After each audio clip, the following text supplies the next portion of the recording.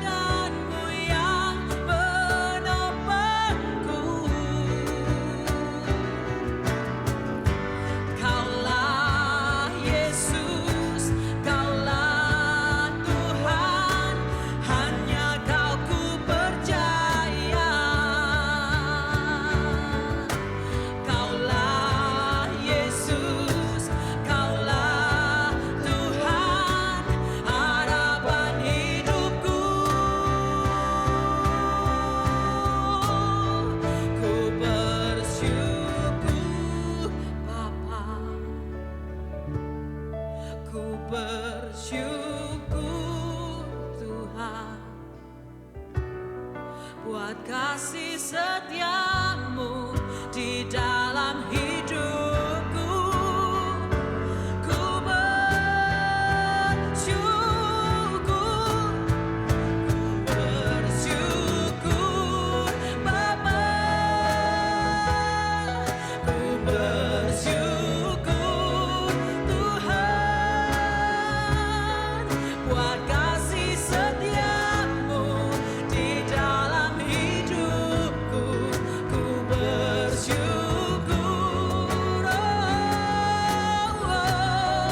ku bersyukur Bapa. Ku bersyukur Tuhan buat kasih setiamu di dalam hidupku.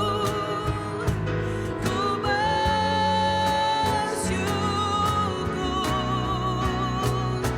ku bersyukur,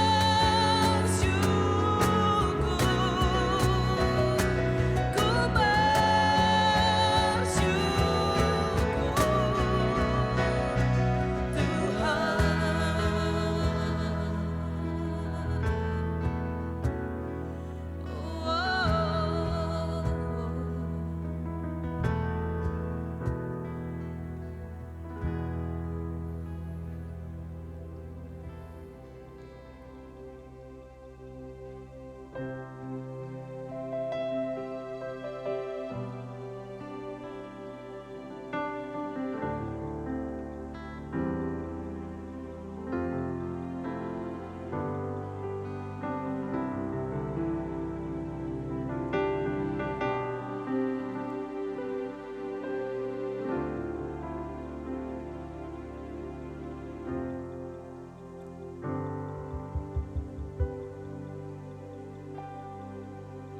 Inilah rinduku kepadamu,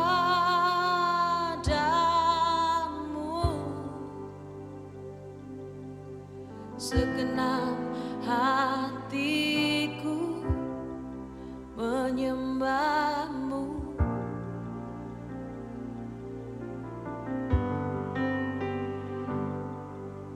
Seluruh hidupku memujimu.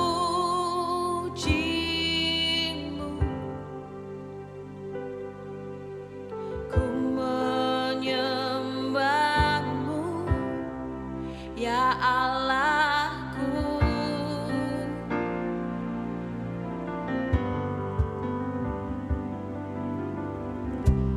Ku berikan hatiku dan jiwaku, semuanya bagimu di dalam hidupku. Setiap waktu nyatakan jalanmu.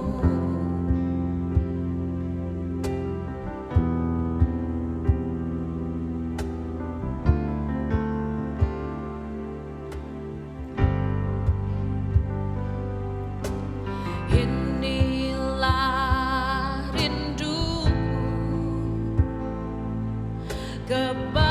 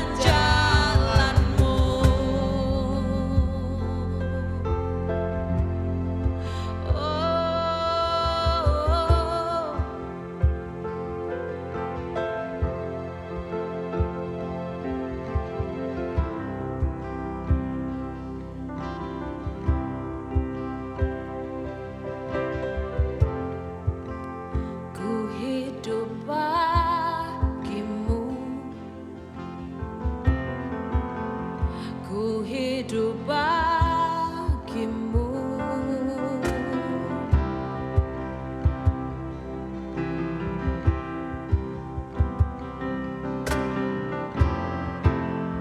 Ku hidup bagimu. Ku hidup bagimu.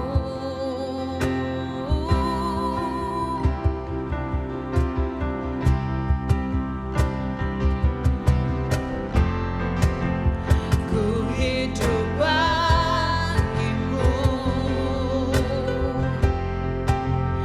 Ku hidup bagimu.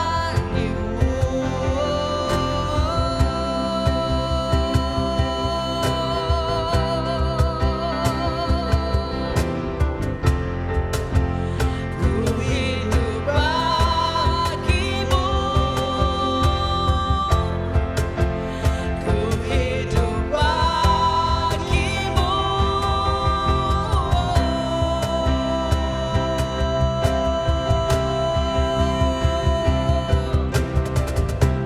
Ku berikan hatiku dan jiwaku, semuanya bagimu di dalam hidupku, di setiap waktu. Nyatakan, ku berikan hatiku dan jiwaku, semuanya bagimu di dalam hidupku, di setiap waktu.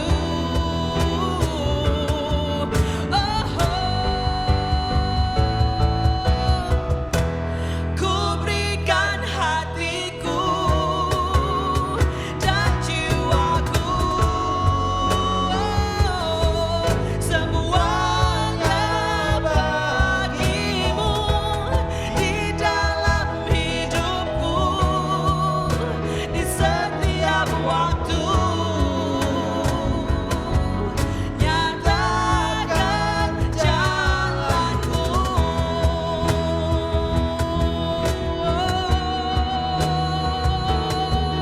Tuhan.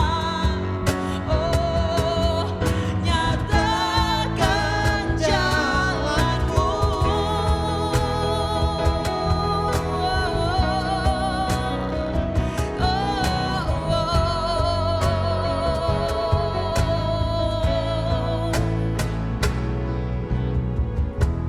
Ku berikan hatiku dan jiwaku,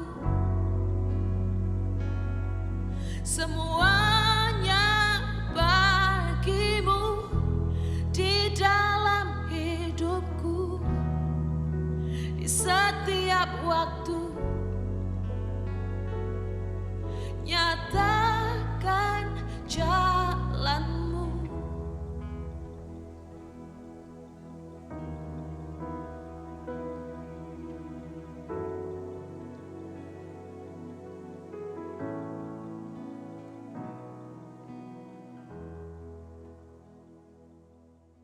What a friend we have in Jesus. All our sins and griefs to bear. Blessed are those who mourn, for they shall be comforted. Oh, what peace we often forfeit.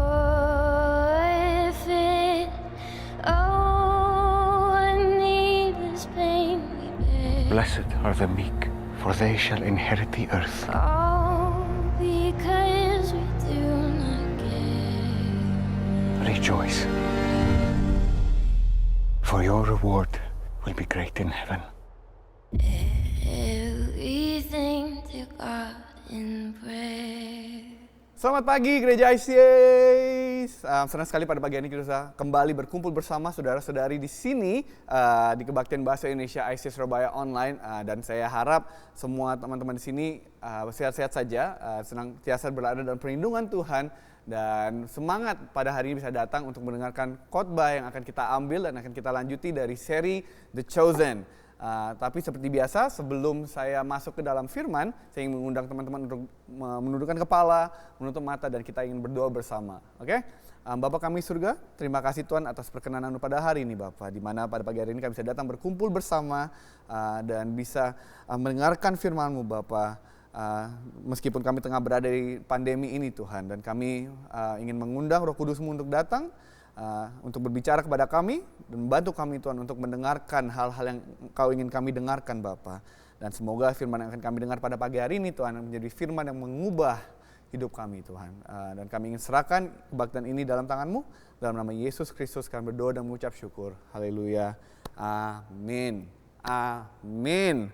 Well, pada pagi hari ini, saudara-saudara, kita akan melanjutkan seri khotbah kita yang mengikuti sebuah seri yang berjudul The Chosen yang sedang kita tonton bersama sebagai jemaat gereja ICA. Dan jika Anda mungkin baru pertama kali mendengarkan tentang serian ini, saya ingin mengundang Bapak Ibu untuk bisa mencoba dan mengunjungi website mereka di chosen.tv, di mana di serian ini kita sedang melihat tentang cerita kehidupan Kristus yang ditampilkan melalui sebuah serian TV yang menurut saya cukup luar biasa, cukup menarik kalau ditonton, dan saya harap teman-teman bisa datang dan bergabung bersama kita karena kita untuk beberapa minggu ke depan akan mendasari khotbah-khotbah kita dari episode-episode di serian ini. Dan pada pagi hari ini khotbah kita akan diambil dari cerita yang berada di season 2 episode 7 yang berjudul The Reckoning.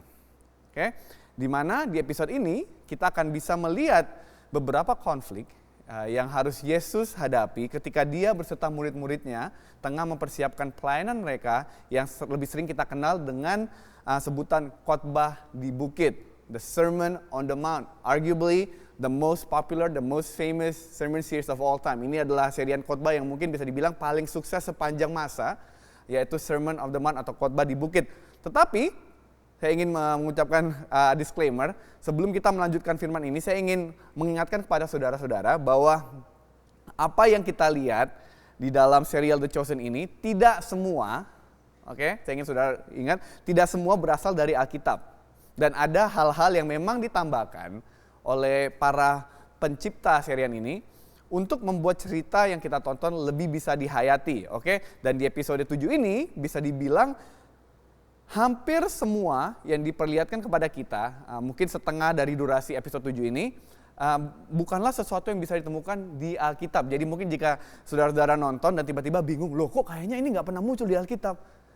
Tenang, itu bukan Alkitab saudara yang salah, tetapi memang ini nggak ada di Alkitab. Ini adalah sebuah tambahan yang para pencipta memasukkannya ke dalam cerita The Chosen episode 7 ini untuk membantu kita menghayati apa yang sedang terjadi dalam cerita itu.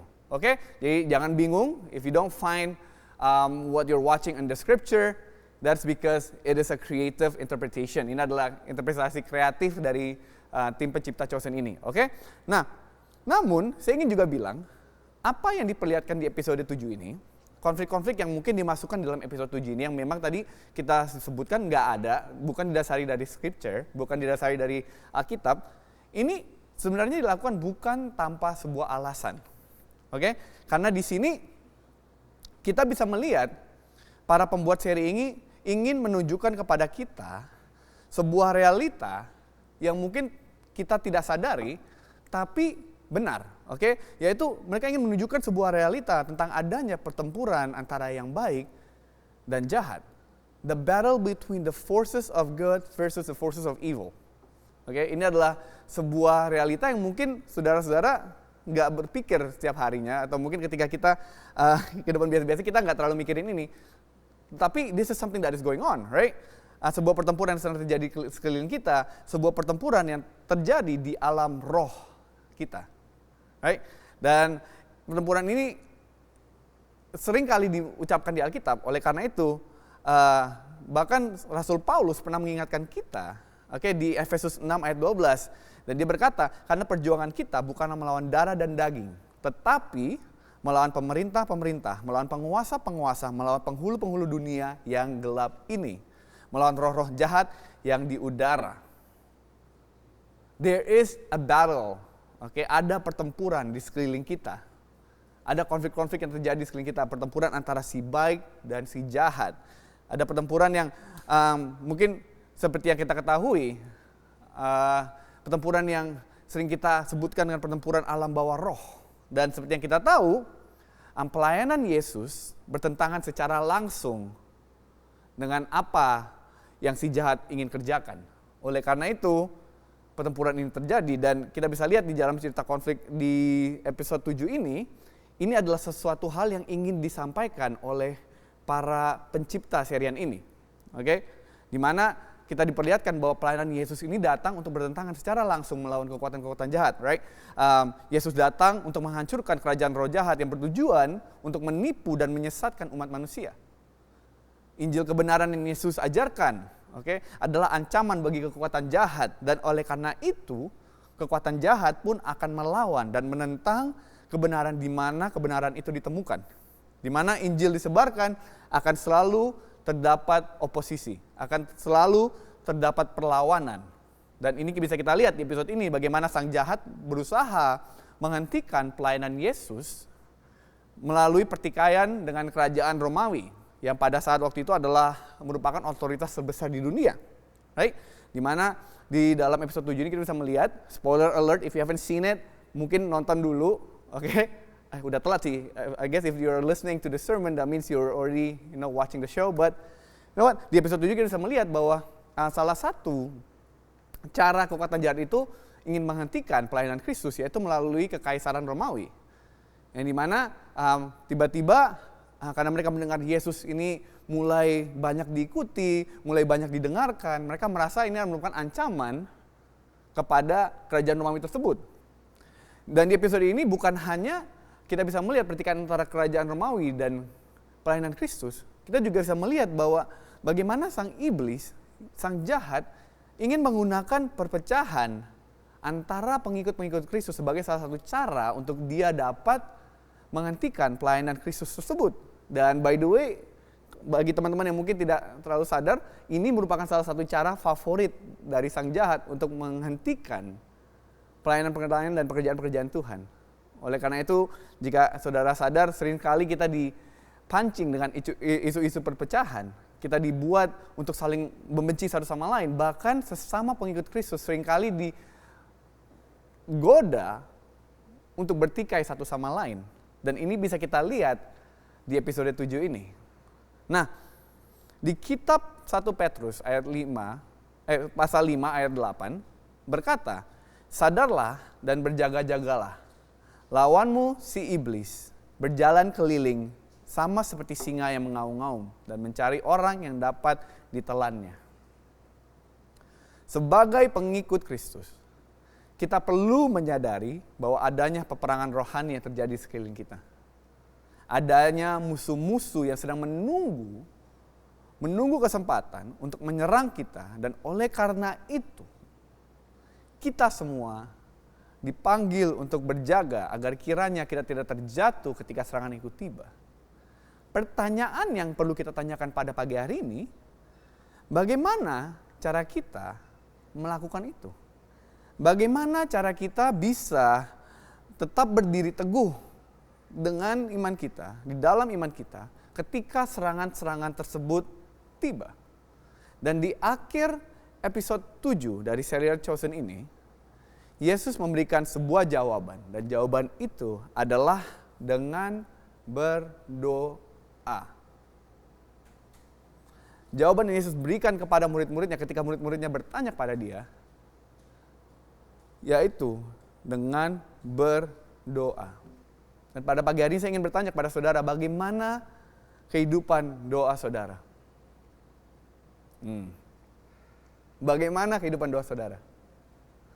Ini adalah sebuah pertanyaan yang sangat penting, karena jawaban kita untuk pertanyaan ini akan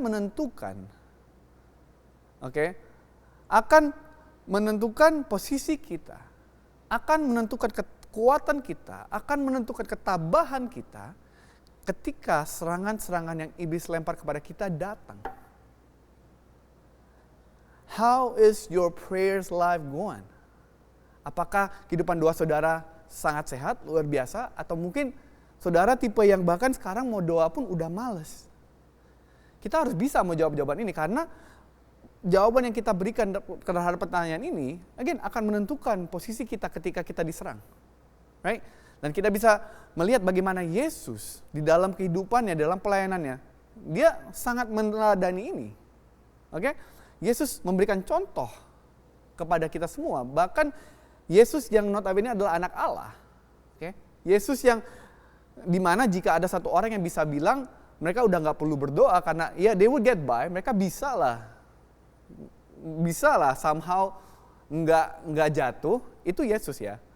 Right? If there's anybody that can claim they don't need to pray, it was him, it was Jesus. Ia memilih untuk selalu berdoa. Kita bisa lihat di Alkitab ketika Yesus akan menghadapi konflik-konflik yang besar. Dia seringkali akan pergi dan dia akan seringkali mengambil waktu untuk sendiri di mana dia akan berdoa kepada Bapa. Dan jika Yesus memilih untuk berdoa kepada Bapa ketika ia menghadapi konflik, kita harusnya sadar bahwa kita tidak akan mampu melakukan itu dengan kekuatan kita sendiri. Yesus aja pilih untuk berdoa, harusnya kita sadar kalau kita tidak berdoa, kita tidak akan bisa menghadapi serangan-serangan yang akan dilemparkan oleh iblis kepada kita. Seorang Kristen tanpa doa, adalah seperti HP yang tidak dicas. Dan saya yakin HP teman-teman di sini pasti semua dicas. Betul kan? HP yang tidak dicas tidak akan bisa nyala. HP yang tidak dicas tidak akan bisa berfungsi. HP yang tidak dicas tidak akan berguna. HP yang tidak dicas sama aja dengan HP yang mati, HP yang rusak. Orang Kristen yang tidak berdoa seperti orang yang tidak makan. Seperti orang yang tidak punya tenaga, tidak punya daya, kekuatan untuk berdiri. Doa adalah salah satu hal terpenting di dalam kehidupan rohani seorang Kristen. Dan jadi bagaimana cara kita harus berdoa? Dan kita tahu doa itu penting. Pertanyaan berikutnya tentu, jadi bagaimana kita harus berdoa? Dan di akhir episode 7 ini, murid-murid Yesus menanyakan pertanyaan tersebut. Dan di sini kita bisa melihat bagaimana Yesus mengajarkan kepada murid-muridnya bagaimana cara kita berdoa. Pasal yang ditemukan di Matius 6, ayat 5 sampai 15 ini, yang seringkali kita kenal dengan nama doa Bapa Kami, adalah cara Yesus untuk mengajarkan kepada murid-muridnya bagaimana cara kita seharusnya berdoa. Mari kita baca bersama. Dan apabila kau berdoa, janganlah berdoa seperti orang munafik. Mereka suka mengucapkan doa dengan berdiri dalam rumah-rumah ibadah dan pada tikungan-tikungan jalan raya supaya mereka dilihat orang.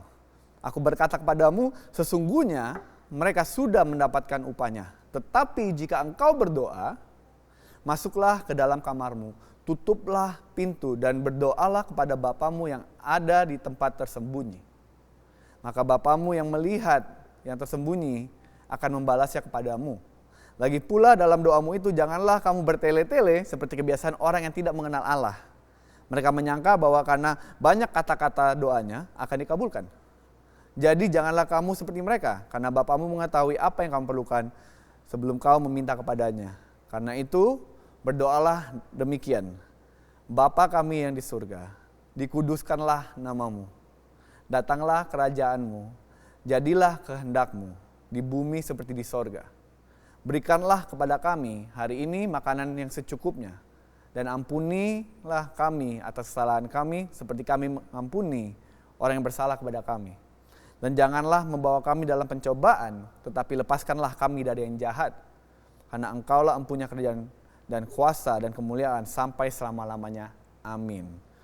Dan karena jikalau kamu mengampuni kesalahan orang, Bapamu yang di surga akan mengampuni kamu juga. Tetapi jikalau kamu tidak mengampuni orang, Bapamu juga tidak akan mengampuni kesalahanmu. Amin. Di pasal ini, Yesus mengajarkan dan juga memberikan murid-muridnya sebuah contoh bagaimana seharusnya mereka berdoa. Sebuah pelajaran yang sangat penting dan saya percaya perlu kita pahami dan kita lakukan. Yang pertama, Yesus mengingatkan kepada mereka, jika berdoa, Janganlah menjadi seperti orang-orang munafik yang berdoa di tempat-tempat umum agar bisa dilihat orang-orang. Oke? Janganlah kita menjadi seperti ahli-ahli Taurat yang pada zaman itu senantiasa berdoa di tempat-tempat umum agar mereka bisa dilihat, agar mereka dapat terlihat lebih kudus di mata orang lain. Sebaliknya, carilah tempat-tempat tersembunyi di mana hanya Tuhan yang melihat. Dan hal yang perlu kita ketahui dan perlu kita pahami di sini, ini Yesus ingin mengajarkan kepada murid-muridnya. Dia ingin murid-muridnya memahami bahwa ketika kita berdoa, kita harus memiliki motivasi hati yang benar. Mungkin saudara merasa, dia nggak mau kita berdoa di tempat umum. Dia ingin kita berdoa di tempat tersembunyi. Alasan tersebut berada di dalam motivasi hati yang benar. Oke? Di mana dia menggunakan ahli-ahli Taurat dan para Farisi yang pada zaman itu memang seringkali ditemukan di rumah-rumah ibadah. Mereka seringkali ditemukan di jalan-jalan raya berdoa. Kan? Di mana Yesus menggunakan mereka sebagai contoh untuk memperlihatkan bahwa terkadang tidak semua orang yang berdoa memiliki motivasi hati yang benar. Kita bisa baca tadi di atas bahwa Yesus memanggil mereka orang-orang munafik, di mana mereka berdoa agar terlihat lebih kudus, terlihat lebih suci di mata orang-orang lain. Baik? Para Farisi suka berdoa di tempat umum.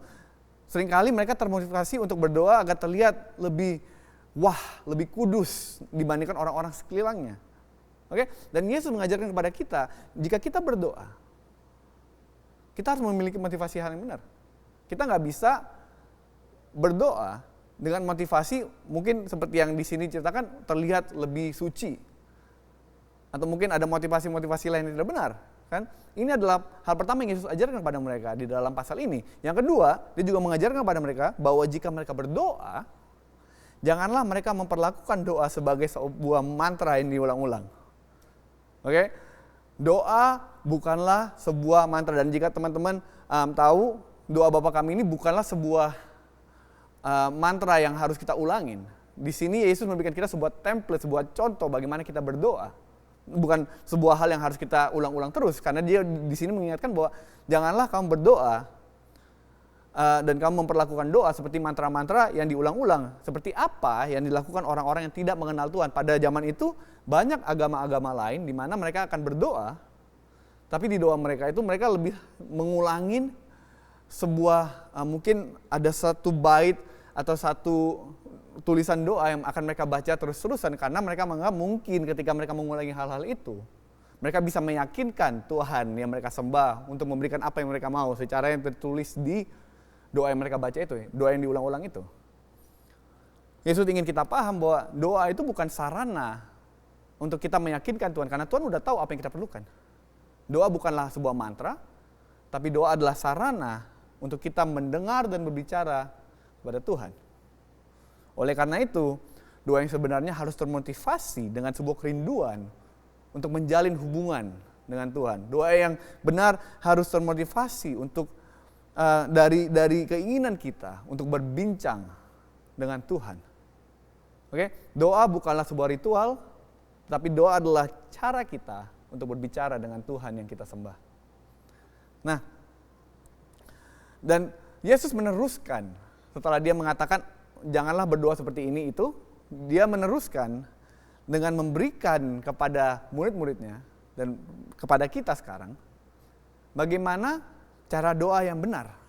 Dan dia mengajarkan kepada kita doa itu dimulai dengan Bapa Kami di sorga. Oke, di mana di sini Yesus mengajarkan kepada murid-muridnya dan mungkin orang-orang yang ada di situ sebuah konsep yang sangat aneh untuk didengar pada masa tersebut. Mungkin zaman sekarang kita kalau mendengar Bapa Kami di sorga, mungkin kita udah sering mendengar bahwa Tuhan itu adalah Allah yang baik, He's a good Father. Pada zaman itu, ini adalah sebuah konsep yang sangat jauh. Oke? Di sini ia mengajarkan kepada murid-muridnya bahwa cara kita untuk melihat Tuhan, untuk mendekati Tuhan adalah dengan menyadari bahwa Ia adalah Bapa kita. Di mana di sini kita semua diajak untuk melihat Allah yang seringkali dan mungkin lebih benar pada saat itu, oke? More so than now, zaman itu mereka melihat Tuhan itu sebagai sebuah figur yang besar, maha kuasa, maha kuat, tapi jauh di sana. Oke? Di sini Yesus mengajarkan kepada kita bahwa kita harus melihat Tuhan yang kita sembah sebagai seorang ayah, sebagai seorang bapa.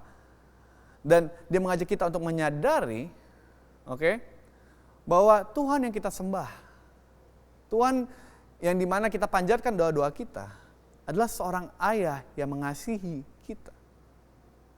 Ia bukanlah Tuhan yang jauh, ia bukanlah Tuhan yang hanya peduli dengan kita berbuat baik, kalau kita jahat dihukum, enggak. Dia adalah Tuhan yang ingin dekat dan ingin memperlakukan kita seperti anak-anaknya. Dia adalah Allah yang penuh kasih, dia adalah Allah yang peduli, dan seseorang yang bisa kita percayai. Di sini Yesus mengajarkan ketika kita berdoa, kita harus masuk dengan menyadari bahwa Tuhan yang kita sembah, seorang yang kita panjatkan doa kita ini, bukan seorang yang jauh. Dia adalah seorang figur yang dekat, dia adalah ayah yang peduli dengan setiap dari kita. Dan ini adalah sesuatu yang di Alkitab seringkali diulang, bahwa kita dipanggil untuk menjadi anak-anak Allah. Di Alkitab bilang bahwa bahkan Tuhan itu tahu jumlah rambut kita. Dia melihat tetes-tetesan air mata yang kita teteskan. Dia adalah Allah yang dekat. He is our Father. Dia adalah Bapa kita. Dan di sini kita bisa melihat bahwa Yesus mengajarkan kepada kita, cara kita melihat doa bukan lagi sebagai ritual, seperti yang dia bilang tadi di atas, jangan diulang-ulang, bukan ritual, tetapi sebagai sarana untuk kita berkomunikasi dengan Bapa kita. Ini adalah cara untuk kita membangun intimasi dengan Tuhan. Bukan hanya cara kita untuk meminta dan syukur-syukur dikabulkan. So it starts and begins with our Father, dimulai dengan Bapa kami. Yang kedua, Yesus mengajarkan kita untuk mengingat siapa Tuhan yang kita sembah. Dia masuk dengan dikuduskanlah namamu. Di sini kita diajak untuk meninggikan nama Tuhan dalam doa itu. Kita masuk dengan menyadari bahwa dia adalah Bapa kita.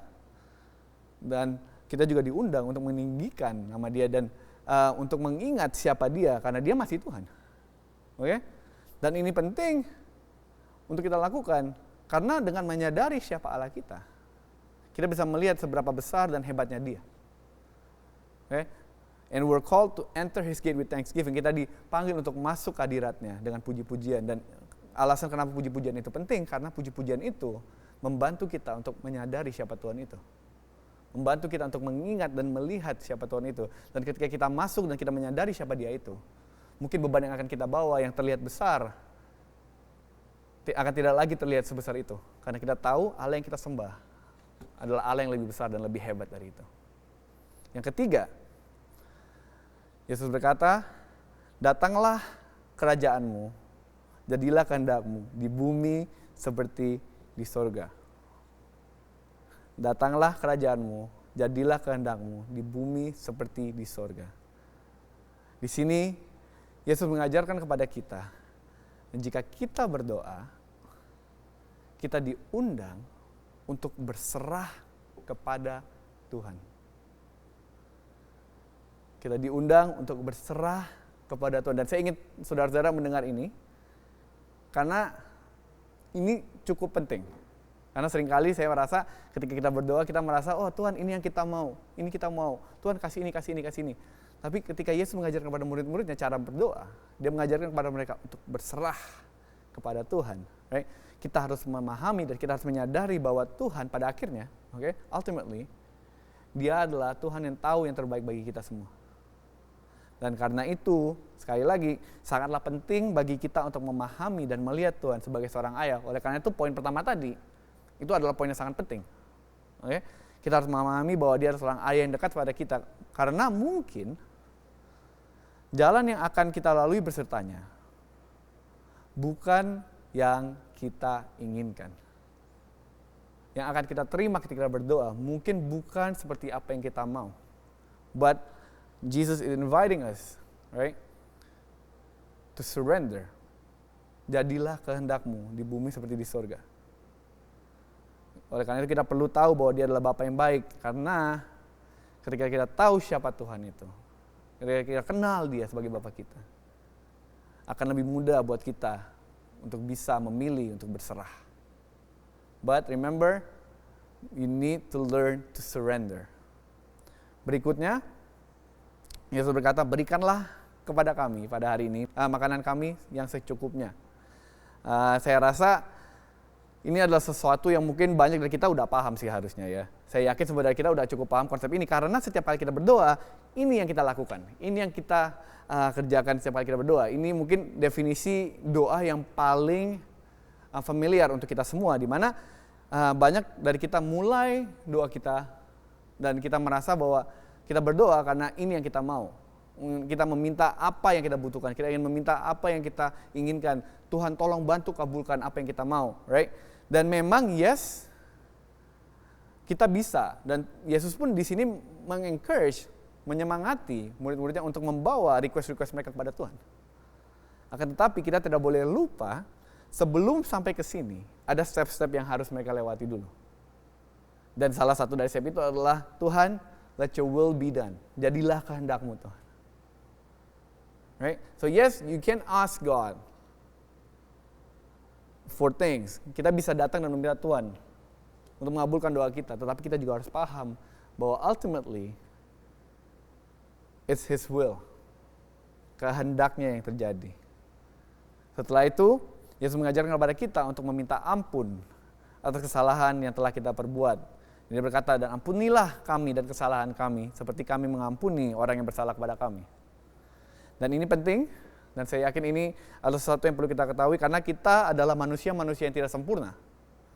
Dan masih sangat gampang, sangat mudah buat setiap dari kita untuk jatuh dalam dosa. Dan saya yakin saudara-saudara yang sudah menjadi orang Kristen lebih lama paham bahwa tidak ada satupun dari kita yang bisa bilang pada pagi hari ini bahwa kita udah tidak perlu minta ampun pada Tuhan.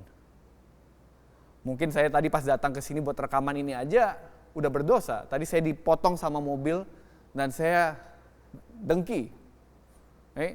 Dan saya marah, mungkin belnya tadi agak kelamaan, tetapi tidak ada dari kita. Yang bisa bilang bahwa kita udah tidak perlu minta ampun karena kita udah sempurna. Nggak ada dari kita bisa begitu. Oleh karena itu sangatlah penting dalam doa kita untuk kita meminta ampun kepada Tuhan. Sangatlah penting pada kita untuk menyadari bahwa kita perlu bertobat setiap hari. Karena kita semua masih dalam proses pembentukan, dalam proses untuk menjadi seperti Kristus. Kita diajak untuk bertobat setiap hari. Karena kita, tidak tahu kapan Yesus akan datang. Kita nggak tahu kapan Tuhan akan kembali, dan kita nggak tahu kapan hari kita akan berakhir. Oleh karena itu, kita harus masuk ke dalam doa kita. Dan kita harus ingat untuk bertobat, untuk meminta ampun kepada Tuhan atas kesalahan yang telah kita perbuat.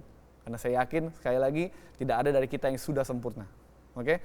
Dan selain itu, saya juga ingin menjelaskan secara singkat tentang ayat ini, dan mungkin ayat 14 dan 15 nanti, karena jika kita membacanya hanya secara sekilas, kita bisa dibuat bingung oleh mereka. Karena di sini, di mana Yesus berkata bahwa ampunilah doa kami, ampunilah dosa kami, seperti kami mengampuni yang bersalah kepada kami. Dan di ayat 14 berkata bahwa kalau kita nggak ngampunin, kita tidak akan diampuni, right? Dan mungkin kalau kita mendengar itu secara sekilas, kita bisa merasa, loh kok di sini Yesus memberikan sebuah syarat untuk kita bisa diampuni? Bukannya it is by grace alone, bukannya ini hanya karena kasih secara cuma-cuma. Dan saya ingin menjelaskan ini karena ini adalah sebuah hal yang mungkin bisa membingungkan kita. Dan saya ingin bilang, yes, it is still by grace alone. Hanya karena kasih kemurahan Kristus kita bisa selamat.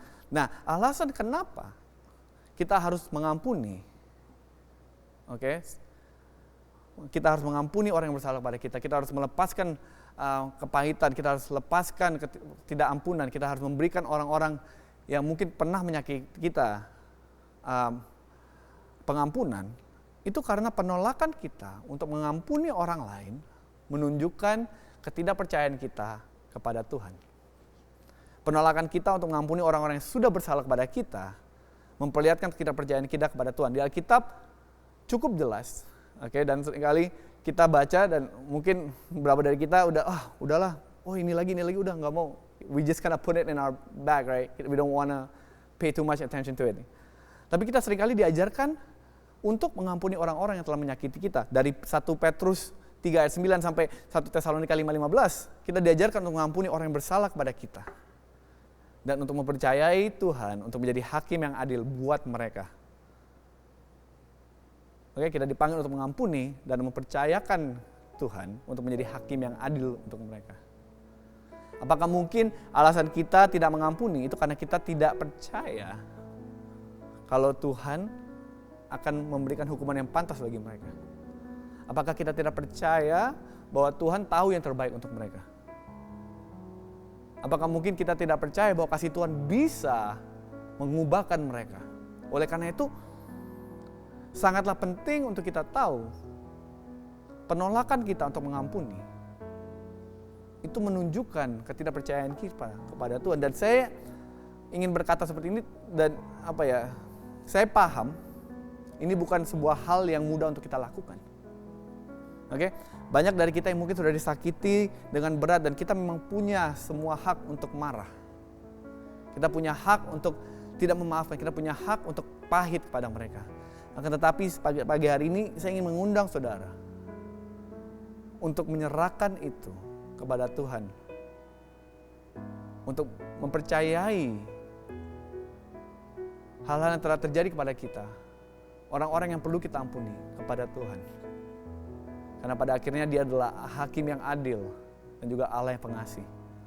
Dan yang terakhir, di dalam pengajaran Yesus dalam topik doa ini, Dia menutupnya dengan, dan janganlah membawa kami ke dalam pencobaan, tetapi lepaskanlah kami dari yang jahat. Yesus mengajak kita untuk mengakhiri doa kita dengan meminta Tuhan untuk melindungi kita, untuk meminta perlindungan Tuhan agar kita tidak jatuh ke dalam rencana-rencana si jahat. Seperti yang sudah kita dengar pada pagi hari ini, ada peperangan yang terjadi sekeliling kita. Ada seorang musuh yang senantiasa menunggu waktu yang tepat untuk menyerang kita dan menjatuhkan kita, membawa kita jauh dari Tuhan. Tanpa perlindungan Tuhan, akan sangat berat untuk kita bisa bertahan di tengah terpaan-terpaan tersebut. Oleh karena itu, di dalam doa-doa kita, janganlah kita lupa untuk selalu meminta Tuhan untuk melindungi kita, untuk meminta pertolongan darinya. Dan pada pagi hari ini saya berharap ini bisa menjadi sebuah pengingat untuk saudara-saudara yang mungkin pada pagi hari ini you found yourself, in your prayers life not doing that good. Mungkin kehidupan doa saudara tidak terlalu baik dan it's okay, it happens. Pernah terjadi kepada semua dari kita. Tapi saya ingin menyemangati teman-teman, menyemangati saudara-saudara bahwa doa adalah salah satu hal terpenting di dalam perjalanan iman kita sebagai orang Kristen. Dan saya ingin undang saudara untuk memulainya dari hari ini. Saya ingin undang teman-teman untuk menundukkan kepala, menutup mata. Mari kita berdoa bersama. Bapa kami di surga, terima kasih Tuhan atas firman yang telah Engkau berikan kepada kami pada pagi hari ini Bapa. Dan kami berterima kasih atas sebuah pengingat yang telah Engkau berikan kepada kami Tuhan, di mana kita diingatkan kembali Tuhan sebagai pengikut-Mu Bapa. Doa adalah salah satu hal terpenting, salah satu hal yang harusnya kita lakukan Tuhan setiap harinya Bapa. Dan kami ingin meminta maaf Tuhan bahwa mungkin terkadang kami lupa Tuhan, terkadang kami menganggap remeh Tuhan kekuatan yang doa ini punya Bapa. Dan pada pagi hari ini kami ingin memutuskan bersama sebagai pengikut-Mu Tuhan, bahwa kami ingin menjadi orang-orang yang rajin berdoa Tuhan, menjadi orang-orang yang menaruh sebuah prioritas dalam kehidupan doa kami Tuhan. Karena kami tahu hanya melalui doa-doa kami Tuhan, kami bisa terhubung dengan Engkau Bapa. Dan hanya dengan terhubung dengan Engkau Tuhan, kami bisa mempunyai kekuatan untuk melewati cobaan-cobaan yang akan dilemparkan kepada kami Tuhan. Tuhan sadarkan kami, Tuhan ingatkan kami, dan Tuhan bantu kami Tuhan menjadi orang-orang yang setia dalam doa-doa kami Bapa. Dan kami ingin menutup ibadah pada pagi hari ini. Kami ingin serahkan ibadah pada pagi hari ini dalam tangan-Mu Bapa. Dan kami ingin serahkan minggu ini dalam tangan-Mu juga Tuhan. Dan kami terima kasih atas kesempatan telah Engkau berikan kepada kami Tuhan. Dan kami ingin menutup doa ini dalam nama Yesus Kristus. Kami berdoa dan mengucap syukur. Haleluya. Amin. Terima kasih saudara-saudara sudah mengikuti ibadah kebaktian pada pagi hari. Jangan lupa untuk mengikuti sosial media kami di ICS Surabaya. Dan jangan lupa untuk mengikuti YouTube channel ini. Kami senang Anda telah memilih untuk beribadah bersama kami hari ini. Bila Anda merasa diberkati, Anda juga bisa mengirim tautan ibadah online ini ke teman atau keluarga yang lain. Sampai jumpa di ibadah online ICA minggu depan. Tuhan memberkati. Bagi para orang tua, ICA Kids telah mempersiapkan materi bagi anak Anda. Silakan download di tautan bit.ly/ICA Kids online. Kami mengajak Anda untuk mengikuti Instagram ICA Kids untuk mendapatkan update yang terbaru. Ibadah doa malam ICA masih dilakukan melalui Zoom setiap Selasa jam 6:30 sampai 7:30 malam. Periksa Instagram ICA untuk mendapatkan Zoom passwordnya. Mari bersama berdoa di tengah situasi pandemi seperti saat ini. Anda bisa memberikan persembahan melalui transfer antar rekening atau cukup scan QR Code yang ada di layar sesuai dengan tujuan persembahan Anda. Kunjungi website ICA untuk informasi yang lebih lengkap. Bila Anda rindu untuk didoakan, Anda cukup mengisi form di tautan bit.ly/ICA Prayer Online.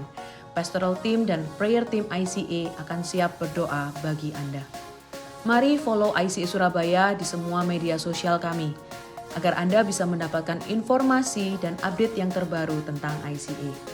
Sudahkah Anda mengikuti ibadah online ICA melalui aplikasi Church Center? Hanya dengan memilih gambar menu Church di bagian bawah layar, Anda bisa menyaksikan ibadah ICA, juga bisa berinteraksi dengan jemaat yang lainnya. Bagi Anda yang belum mendownload aplikasi ini, kami mengajak Anda untuk mencobanya sekarang. Satu aplikasi untuk semua hal tentang ICA. Tunggu apa lagi? Download sekarang juga.